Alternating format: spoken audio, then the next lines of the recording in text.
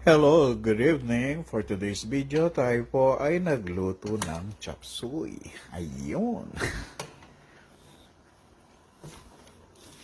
So, nilagyan natin ng repolyo, bitsuelas, broccoli, tsaka carrots.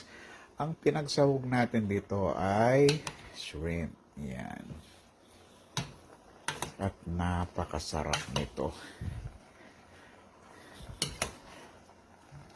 Gusto ko lang parang blanch yung gulay para crunchy.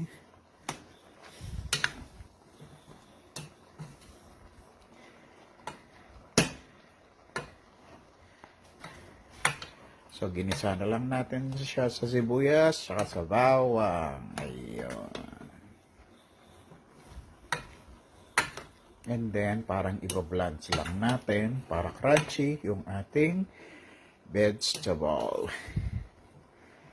So, ayan po ang ating chop suey mixed vegetable.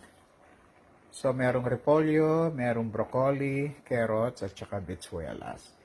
At saka shrimp yung ating pinagsahog dyan.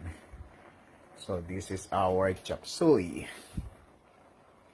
So, wala lang ako ng green and red pepper.